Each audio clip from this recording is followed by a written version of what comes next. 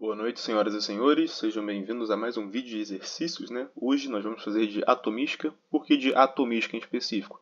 Porque nós já realizamos o vídeo, né? Já postei o vídeo de teoria de atomística, então nós vamos treinar para o Enem aqui, né? Juntos, e eu vou explicar cada questão para vocês, beleza? Então, sem enrolação, né? O vídeo de teoria vai estar na descrição desse vídeo. Eu recomendo bastante que você veja primeiro o vídeo de teoria antes de ver esse aqui. Então, vamos lá, vamos testar. Só um contexto, as questões que estão com o fundo escuro são questões reais do Enem, e as questões que vão estar com o fundo branco vão ser questões que simulam o Enem, beleza? Como atomística, né? Eu deixei para esse vídeo para comentar mais sobre a atomística no Enem. A atomística é um conteúdo que cai muito pouco no Enem, né? E geralmente quando cai, as questões são muito fáceis. Então, senhores, não errem questão de atomística, porque o seu TRI vai lá para baixo. Atomística é um conteúdo muito simples. Então, não deem mole em atomística. Então, vamos lá. Vamos começar lendo, né, o comando da questão para fazer uma leitura mais dinâmica.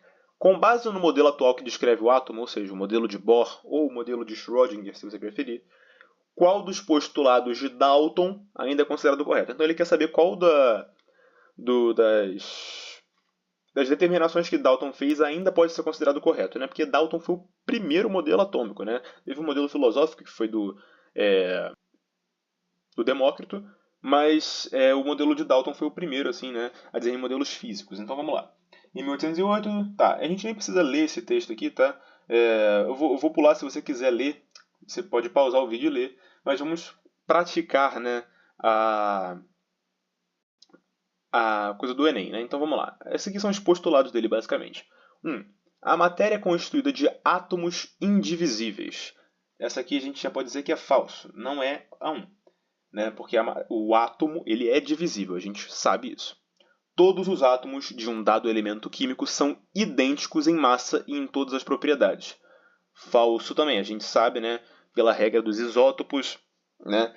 Enfim, quando eu tenho isótopos eu posso ter massas diferentes, né? Quando eu tenho massa e o número atômico igual, a gente vai ter praticamente o mesmo átomo. Diferentes elementos químicos têm diferentes tipos de átomos. Em particular, seus átomos têm diferentes massas.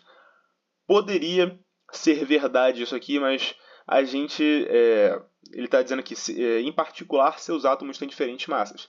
A gente pode dizer isso que é falso, porque existem isótopos que podem se igualar à massa de outros elementos químicos. Entendeu? Então, essa aqui é falsa porque não necessariamente a massa vai determinar, né, a diferença entre os átomos, e sim o número atômico. Então, essa aqui também é falsa, senhores. 4. Os átomos são indestrutíveis e nas reações químicas mantêm suas identidades. Falso também. É a mesma coisa que a primeira, praticamente. 5. Átomos de elementos combinam com átomos de outros elementos em proporções de números inteiros pequenos para formar compostos. Verdadeiro, né? A gente conhece isso como reação química, né? Outros compostos, enfim. Então, né, essa questão aqui vai ser E5. Olha só, chegamos em um tópico que eu falei muito na aula, né, de teoria, que são dos fogos de artifício, né? Enfim, cara, a gente nem precisa ler o texto, mas eu acho que eu vou ler o texto para deixar a aula mais dinâmica, sabe? Então vamos ler o texto. Muitas cidades do mundo têm adotado uma nova política quando se trata de fogos de artifícios usados em comemorações e festas. O chamado fogo de artifício silenciosos proporciona a mesma experiência que os fogos comuns, com a vantagem de não produzirem tanto barulho durante as explosões. Seu funcionamento é praticamente o mesmo. Os átomos de pós metálicos usados recebem energia, fazendo com que seus elétrons se excitem e liberem fótons, né? É a teoria normal que a gente já sabia. As cores produzidas pelos fogos de artifício são variáveis dependendo... Aí tem que da cor do pó metálico utilizado, não depende da cor do pó metálico, por exemplo. A cor do cobre, né, tem cor de cobre, né, laranjinha, a gente pode dizer, mas a explosão dele, né, a luz que ele emite não é laranja, né, é verde, então isso aqui está falso. Dos gases presentes na atmosfera, não, isso não depende dos gases na atmosfera. Da proporção entre os sais e a pólvora, também não depende disso. Do tipo de elemento usado no pó metálico, pode ser que seja. Da quantidade de elétrons liberados na explosão? Não. Lembrando que a gente não libera elétrons, ok? A gente excita o elétron, ele pula de camada para outra e aí ele libera o fóton. Então, só pode ser letra D. Senhores, só uma coisa, tá? Se vocês estiverem assim pensando assim, não, olha, não está dando tempo para eu fazer a questão, só pausar o vídeo, ok? Pausem o vídeo, tentem fazer, né, e vejam a correção agora comigo, beleza? Então vamos lá. Os átomos de oxigênio encontrados na natureza podem possuir diferentes composições químicas. Os tipos mais comuns são oxigênio, massa 16, né, oxigênio, massa 17, oxigênio, massa 18. Note que o 8 ele nunca muda, pois é o número atômico dele, sendo o primeiro o mais abundante. Ainda é possível encontrar o elemento na forma de íons em diferentes estados de oxidação, como o íon óxido -2 e o íon peróxido -2, e tem um O2-2 no caso, né? Em relação às diferentes formas com que o elemento oxigênio pode apresentar-se, o átomo de oxigênio 16 é isóbaro do átomo de oxigênio 18. O que é isso? Isóbaro vem de massa. Então, se é iso, perdão, se ele é iso, anota isso aí. Se ele é iso, quer dizer que ele é igual. Portanto, se é um isótopo, mesmo número de prótons, beleza? Agora, um isóbaro vem de massa. Então, se ele é um isóbaro, tem o mesmo número de massa, beleza? Então, o átomo de oxigênio 18, ou seja, o oxigênio 18 quer dizer que ele tem a massa de 18. Ele é isóbaro de oxigênio 16? Falso, né? 18 e 16 não é igual. Isótono do átomo de oxigênio 17. Isótono quer dizer que tem o mesmo número de nêutrons, ok? Isótono. No vem de, você pode lembrar de nêutron igual a topo, ou isótopo, o po, você pode lembrar de próton. E o no, você pode lembrar de nêutron. Então, como é que a gente faz para calcular o número de nêutrons, pessoal? Nêutron vai ser igual a A menos E. A gente sabe que, vamos calcular do oxigênio 16 primeiro. A massa do oxigênio é 16 menos o número atômico dele, que é 8. Portanto, o número de nêutrons desse oxigênio vai ter que ser 8. 8 nêutrons que ele tem. Agora vamos calcular do oxigênio 18 que ele está pedindo ali. Então vamos fazer aqui. N vai ser igual a A menos E. N vai ser igual a massa, que vai ser 18 menos 8. N vai ser igual a 10. Então, não, ele não tem o mesmo número de nêutrons, pessoal. Isoeletrônico do íon peróxido e isótopo do íon óxido. Pessoal, por que ele não pode ser isótopo do íon óxido? Por que a D está errada? Você pode fazer por eliminação, né? O isótopo do íon óxido. Quem que é o íon óxido? Né? É esse oxigênio aqui. Qual que é a diferença entre o íon óxido para o oxigênio normal? É que ele é um íon. Né? Então, ou seja, ele vai ter a carga -2, ou seja, ele vai ter 2 elétrons a mais, né? Nessa composição vai ter 2 elétrons a mais que os prótons.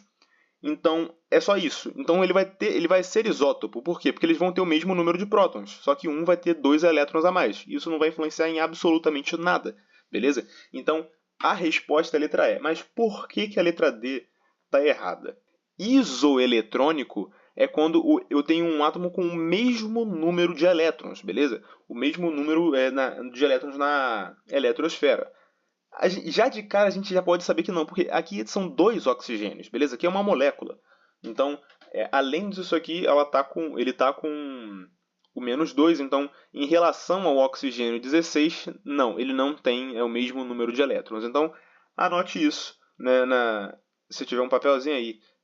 Isóbaro, isótono, isoeletrônico e isótopo, beleza? Anotem isso porque isso é importante, esses nomezinhos. Vamos lá, diferente do observado nos demais grupos da tabela periódica, que normalmente são agrupados de acordo com a coluna em que se encontram, os elementos do grupo dos lantanídeos possuem propriedades físicas e químicas muito semelhantes entre si, apesar de possuírem números atômicos sequenciais. Esses compostos de diversas cores com outros elementos se possuem altos pontos de ebulição e fusão, possuindo diversas aplicações na indústria, como na produção de óculos de sol, ímãs e lasers. Nos lantanídeos, as propriedades semelhantes observadas se devem ao fato de que, nesses metais, o elétron de mais alta energia está localizado no subnível. Vamos lá. Quais são os lantanídeos, na tabela periódica? Eu vou mostrar aqui agora.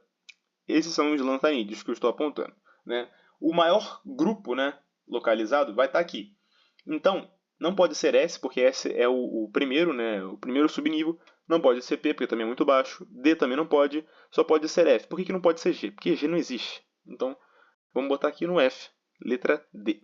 O raio atômico é uma das propriedades periódicas dos elementos químicos e representa a distância entre o centro do núcleo de um átomo e a camada mais externa da eletrosfera. Geralmente, o raio atômico cresce conforme aumenta o número de camadas e diminui com o aumento do número atômico. Então, ele aumenta o número de camadas e diminui conforme o aumento do número atômico. Então, se o meu número atômico aumenta, se o meu Z aumenta, o meu raio atômico vai diminuir. Então, é inversamente proporcional. Se o meu número, ou seja, se eu tenho mais prótons, né, o meu raio atômico ele vai diminuir, né?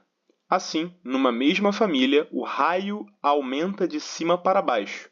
Na família da tabela periódica, né, a gente vai ver isso na aula de tabela periódica, mas é exatamente isso aqui. E no mesmo período ele diminui da esquerda para a direita. Então, a família a gente vai dizer que é o de baixo para cima, não, o de cima para baixo, né, é vertical, e o período da tabela periódica a gente vai dizer que é horizontal. Em o mesmo período da tabela periódica, ou seja, horizontal, a diminuição do raio atômico ocorre devido a, ou seja, né, no período a gente está falando que é uma parte horizontal, ou seja, ela tem relação com o número atômico. Você pode ver que tem uma ordemzinha do número atômico. Então tem o hidrogênio, aí lá do outro lado tem o hélio, né, e assim por diante. Vai descendo horizontalmente o número atômico. Então, né, em um mesmo período da tabela periódica, a diminuição do raio atômico ocorre devido a menor quantidade de níveis de energia? Não. Maior quantidade de prótons no núcleo? Pode ser. Maior quantidade de nêutrons no núcleo? Não. Menor quantidade de partículas no núcleo? Não. Menor quantidade de elétrons na eletrosfera? Não. Então é a letra B. A resposta está praticamente, né, no texto. É só você saber o que significa número atômico que você mata essa questão de vez. A análise de rochas e estruturas cristalinas encontradas em diferentes profundidades no solo terrestre é de fundamental importância para se descobrir mais sobre a composição de nosso planeta em diferentes épocas. A composição de nosso planeta, mesmo antes da presença de seres humanos. Recentemente, um grupo de geólogos encontrou uma mina localizada no Mato Grosso, diamantes provenientes de profundidade de 410 e 660 quilômetros abaixo da superfície, formados há cerca de 4,5 bilhões de anos. Neles foram detectadas pequenas inclusões fluidas de hélio 3 e hélio 4, o que sugere a existência de uma fonte profunda e primordial desse elemento. Então, né, hélio 3 e hélio 4 são isótopos de hélio, beleza? As duas formas de hélio citadas no texto são consideradas isótopos, ou seja, de novo o conceito de isótopos, pessoal, pois possuem a mesma massa? Não. Diferentes reatividades? Não. O mesmo número de prótons? Sim. O mesmo número de nêutrons? Não. Diferentes número de elétrons? Não. Então, letra C, pessoal. Anota aí, de novo. Isótopo, isóbaro, isótono e isoeletrônico. Anotem isso. Voltem lá na primeira questão. A primeira? Acho que é a primeira, né? E vejam o conceito disso tudo. Durante muito tempo, a constituição da matéria gerava curiosidade no homem. Desde a antiguidade, filósofos tentavam descobrir como a matéria é formada. Dois filósofos gregos, Demócrito e Leucipo, sugeriram que toda a matéria era formada por pequenos corpos indivisíveis e os chamaram de átomos. Atualmente, a comunidade científica já descobriu que o átomo é composto por diversas partículas e que, portanto, é possível dividi-lo. O primeiro cientista a propor, através de experimentação, que o átomo poderia ser dividido em partículas ainda menores foi... Ou seja, quem foi o primeiro cientista a propor, através de uma experimentação, que o átomo poderia ser dividido em partículas ainda menores, né? Foi Aristóteles. Aristóteles fez um experimento atômico? Não, pelo amor de Deus. O Aristóteles é um né, não um pré-socrático, mas ele está lá, né, bem próximo, né, do Demócrito, do Leucipo. Foi o Bohr? Não foi o Bohr, pessoal. O Bohr, né, ele já adaptou o modelo de Rutherford. Foi o Dalton? Não, o Dalton, né, ele propôs que o modelo era indivisível, né? Foi o Rutherford? Podemos pensar. Foi o Thomson? Também podemos pensar. A questão é, somente dois desses aqui realizaram experimentos, né? Só que o Thomson, ele falou que o átomo ele era indivisível também. Portanto, só sobra o Rutherford, pessoal. E o Rutherford fala que o átomo, né, ele possui, né, o núcleo positivo, né, possui as partículas positivas no núcleo e os elétrons orbitando, né, na eletrosfera. Iodoterapia para câncer de tireoide. A glândula tireoide absorve praticamente todo o iodo presente no sangue. Quando uma dose suficiente de iodo radioativo, conhecido como iodo 131, é administrada, pode destruir a glândula tireoide e quaisquer outras células cancerígenas na tireoide, com pouco ou nenhum efeito colateral. Esse tratamento pode ser utilizado para a eliminação de qualquer tecido de tireoide remanescente após a cirurgia ou para tratar o câncer que se disseminou, né, para outros órgãos. O iodo 131, né, que ele tem o número atômico 53 aqui, né, pela notação científica da tabela periódica, então vai ser assim, né? Perdão pela forma itálica que eu estou escrevendo, porque minha mesa digitalizadora está meio que de lado também. Mas enfim. Então esse iodo aqui, utilizado no tratamento descrito, possui em seu núcleo 53 prótons e 78 nêutrons, né? Vamos matar logo essa questão. Né? Ele fala 53 prótons aqui, né? O número atômico é 53, então ele tem 53 prótons. Então aqui, ó, a gente já pode matar essas três questões, né? Então vai sobrar só essas aqui. O número de massa dele é 131, né? Não pode ser 131 aqui, 131 nêutrons, aliás. Por quê? Porque é a soma dos nêutrons com os prótons, né? Então a gente já sabe que a letra A é essa aqui, mas vamos calcular, né, quantos nêutrons é. Ah, não. Se bem que a gente já sabe que está aqui, né? Mas como é que a gente faria isso? Né? A gente faria aqui, ó, número de massa, né? Quer dizer, a massa vai ser igual, né, ao número de prótons mais o número de nêutrons. Né? Como a gente não tem o número de nêutrons, a gente vai ter a massa aqui, né, que é 131, é igual a próton mais nêutron. 131 vai ser igual a 53 mais nêutron. Então, isso aqui, né, vai dar que é 78. Então, letra A. Conheça as notas brasileiras e descubra os elementos fluorescentes. Sob a luz ultravioleta, é possível ver que o número do valor da nota aparece na frente, que a numeração de série vermelha fica amarela e que pequenos fios se tornam visíveis na cor lilás. No caso das notas de real, quando uma luz ultravioleta não visível incide sobre os elementos fluorescentes, eles emitem luz no espectro visível, o que permite a distinção de notas originais de notas falsificadas. Né? A luz emitida pelos elementos fluorescentes das notas de real é proveniente. Então, senhores, o que está acontecendo? A gente vai estar tendo aqui os átomos, né, da nossa nota, né, do dinheiro, né? E aí o que vai estar acontecendo? Né? Vai ter os elétrons aqui, papapá, e ele vai estar, né, jogando uma luz ultravioleta, né? Ou seja, ele vai estar jogando radiação, né, nesse átomo. Né? O que acontece? Essa radiação vai ter energia luminosa, né? Essa energia vai excitar os elétrons e vai acontecer aquele processo todo que eu já expliquei para os senhores. Né? Vai ter a transição eletrônica, e essa transição eletrônica, quando o elétron voltar para o seu estado normal, ele vai liberar, né, fótons. Então é por isso que ele é fluorescente, porque ele vai liberar fótons quando, né, ele absorver aquela energia. Então, a luz emitida pelos elementos fluorescentes das notas de real é proveniente do decaimento dos elementos radioativos presentes nas notas? Não. Né? Os elementos radioativos eles têm uma fluorescência, né? Como, por exemplo, o rádio do... rádio? O rádio do potinho da Marie Curie, que ela falava, que ela via, né, os flashes luminosos, né? Mas, embora eles tenham, né, essa fluorescência, não são elementos radioativos, né? Não tem decaimento radioativo nas notas. Da produção de pigmentos por meio de uma reação fotoquímica? Não. Da reflexão das ondas eletromagnéticas que incidem sobre as notas? Também não.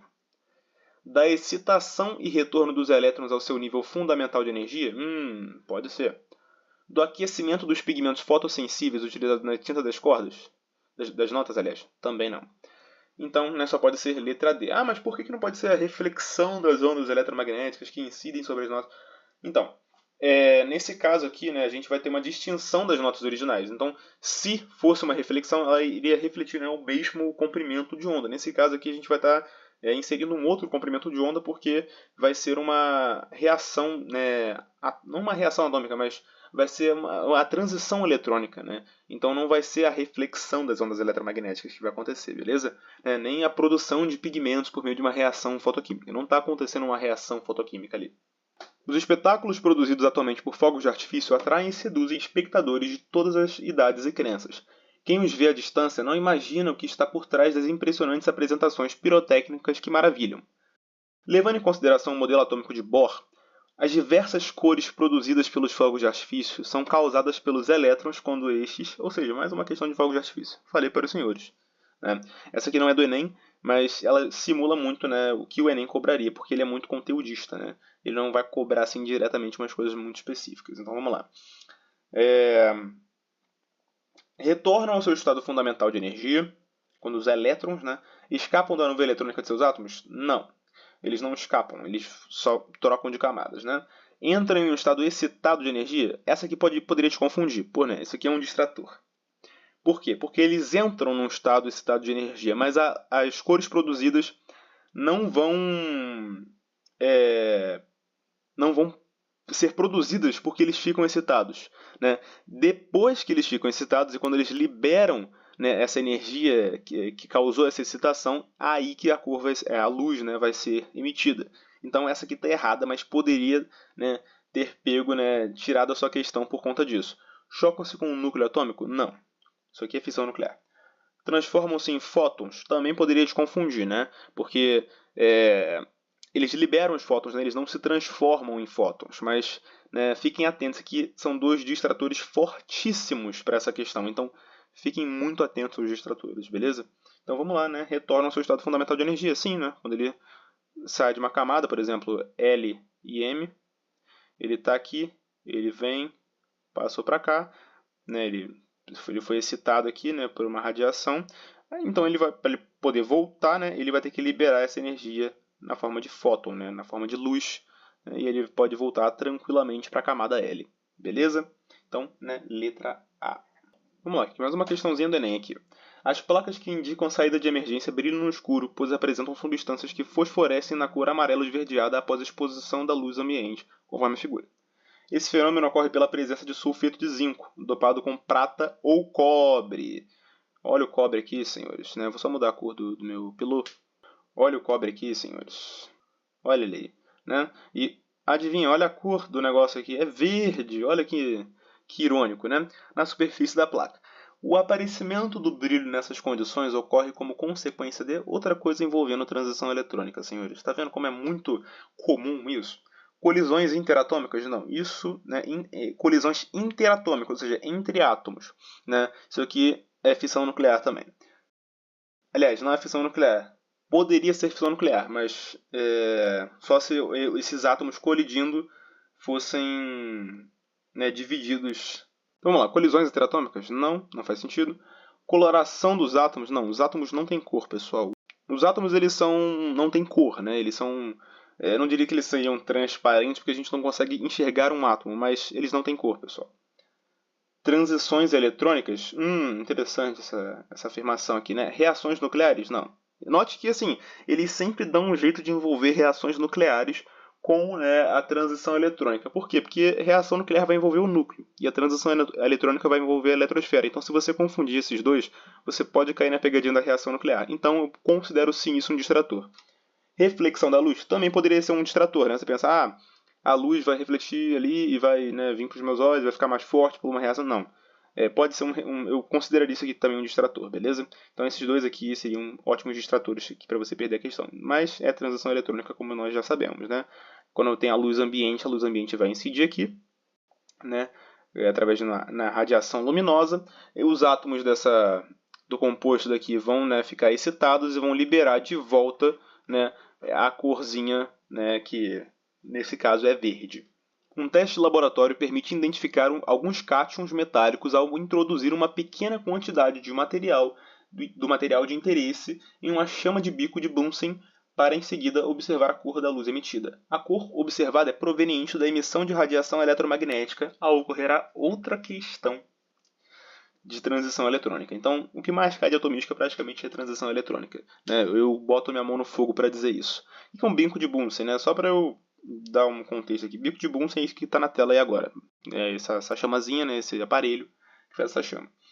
Né? E a cor, então ele está pedindo qual é o motivo da cor. Então, né, a gente já sabe, né? Vamos lá. Mudança da fase sólida para a fase líquida do elemento metálico? Não.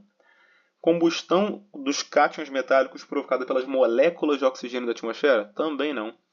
Diminuição da energia cinética dos elétrons em uma mesma órbita na eletrosfera atômica? Cara, esse aqui eu acho que seria um bom distrator, tá?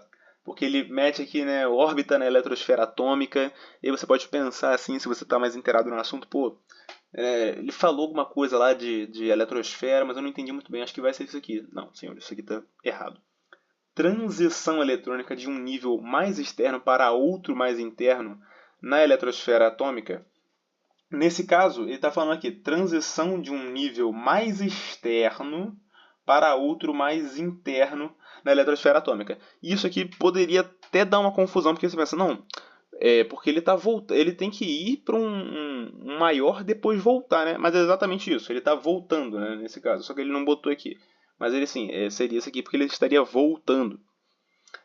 Promoção dos elétrons que se encontram no estado fundamental de energia para níveis mais energéticos. Então, outro distrator aqui. Esse aqui é o maior distrator dessa questão. Promoção dos elétrons que se encontram no estado fundamental de energia para níveis mais energéticos. O que acontece? Isso aqui é a ida do elétron, né? É a ida do elétron para a camada... Eu sempre estou usando a LM, né? Então vamos botar aqui. L é a camada M. A E, ela está falando dessa ida aqui, né? Só que a gente sabe que a produção, né, da luz, né, a emissão da luz, vai ser quando ele voltar, porque ele vai ter que perder essa energia. Então, é a letra D. Só por isso mesmo, porque a E poderia te confundir, porque você pensa, não, na transição eletrônica, se alguém falar para você que a luz ela só é emitida na transição eletrônica, você poderia muito bem errar essa questão, porque você pensaria, pô, mas eu não sei em qual fase da transição eletrônica, entende? Então você poderia errar por causa disso. Mas não, é sempre na volta, né? Quando ele vai emitir essa energia para conseguir voltar para o estado de menor energia. E a última aqui, por terem camada de valência completa, alta energia de ionização e afinidade eletrônica praticamente nula, considerou-se por muito tempo que os gases nobres não formariam compostos químicos. Porém, em 62, foi realizada com sucesso a reação entre o xenônio, camada de valência 5s2, 5p6, olha só, um diagrama de Pauling, né, uma distribuição eletrônica, e o hexafluoreto de platina. E desde então, mais compostos novos de gases nobres vêm sendo sintetizados. Tais compostos demonstram que não se pode aceitar acriticamente a regra do octeto, na qual se considera que, numa ligação química, os átomos tendem a adquirir estabilidade assumindo a configuração eletrônica de gás nobre. Dentre os compostos conhecidos, um dos mais estáveis é o difluoreto de xenônio, no qual dois átomos do halogênio flúor, camada de valência 2s2, 2p5, se ligam covalentemente ao átomo de gás nobre para ficarem com 8 elétrons de valência. Ao se escrever a fórmula de Lewis do composto do xenônio citado, quantos elétrons na camada de valência haverá no átomo do gás nobre? Ok, essa questão aqui é muito difícil, eu diria, porque ela envolve distribuição eletrônica. E se você não tiver a manha, você não vai saber fazer. Mas basicamente você tem que interpretar aqui. Ó, o xenônio, né, que é um gás nobre, ele vai ter isso aqui na camada de valência. Isso aqui vai ser o número dos elétrons, tá? Esses 2 e esses 6. Ou seja, na camada de valência natural do xenônio vão ser 8 elétrons, né, pela regra do octeto. Porém, né, se a gente for chegar assim, né, ele até mencionou a regra do octeto, né, tais compostos demonstram que não se pode aceitar acriticamente a regra do octeto. Né? Então, ele vai ter mais elétrons envolvidos ali. Nesse caso, a questão ela pede do composto de xenônio citado e não da camada de valência do xenônio. Então você poderia só simplesmente chegar aqui e marcar 8. Né? Isso aqui é um distrator. Só que não é 8, pessoal. Por que não é 8? Porque ele está falando, né, do hexafluoreto de platina, né, desse negócio. Então, aliás, não é dele, né, do qual dois átomos de halogênio flúor, camada de valência 2s2 e 2p5, se ligam covalentemente ao átomo de gás nobre para ficar com 8 elétrons de valência. Então a gente teria que ver basicamente quantos elétrons na camada de valência haverá no átomo do gás nobre nessa interação, entendeu? Então, após o xenônio interagir, né, com o flúor aqui, né, que é o halogênio de flúor, né, com a camada de valência aqui, ele quer saber como é que vai ficar o xenônio nesse final. E como é que vai ficar, né, a camada de valência? A camada de valência dele aqui, ó, ele fala aqui que eles se ligam covalentemente ao átomo de gás nobre para ficarem com 8 elétrons de valência. Senhores, não é 8. De novo, ele menciona 8, mas não é 8. E é 10. Por que é 10, senhores? O xenônio, quando ele se ligar a esses dois átomos de flúor, né, dois átomos, lembrando aqui, dois átomos do halogênio flúor, ele vai receber um elétron de cada um. Então, ó, ele vai receber um elétron de cada flúor. Né? Isso a gente vai ver em ligações químicas, então por isso que essa questão pode ser mais difícil para você que está vendo a atomística. Mas né, o Enem ele contou isso como atomística, mas enfim. Né? Como ele são dois átomos, né, de flúor, eles vão, cada um vai doar um. E como o xenônio ele já tem quer dizer, ele já tem 8 elétrons de valência, né? O que é elétrons de valência? São elétrons na última camada da eletrosfera. Camada de valência é a última camada da eletrosfera, beleza? Então, né, então anotem aí, camada de valência é a última camada da eletrosfera. Mas enfim, 2 e 6, então é 8. Então, se cada um doa 1, eu vou ficar com 10. Então é basicamente por isso que é 10, né? O 8 aqui ele seria o maior distrator, né? Não veria por que outra coisa. Se tivesse 9 aqui, eu também diria que seria um distrator, mas como só tem um 8, eu acho que o maior distrator aqui é o 8 mesmo. Então, é isso, senhores. Muito obrigado pela atenção da aula de hoje. Da aula não, né? Da parte de exercícios. Vejam o vídeo de teoria se vocês não viram, né? E, enfim, eu tenho um vídeo aqui já de eletrostática, foi o meu primeiro vídeo do canal. Dá uma passada lá se você ainda não estudou isso. Enfim, é isso. Muito obrigado e até mais.